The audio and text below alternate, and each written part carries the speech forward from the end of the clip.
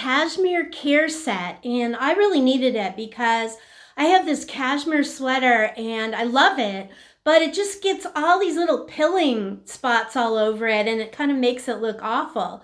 So what's really cool about this is this will take off not only the pilling, but also any type of lint that gets on there. This one is more abrasive. This is really great for getting the pilling off like that. And then this one is more for lint.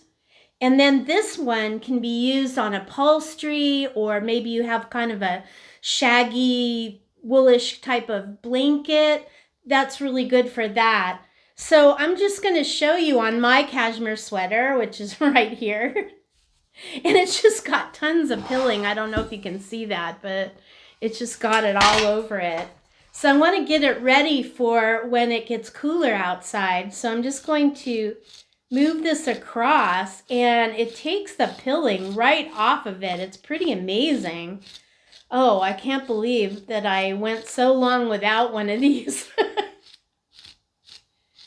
But as you can see, it just takes it right off. It's wonderful. We also have this velvety couch, and it gets lint and cat hair and all sorts of things.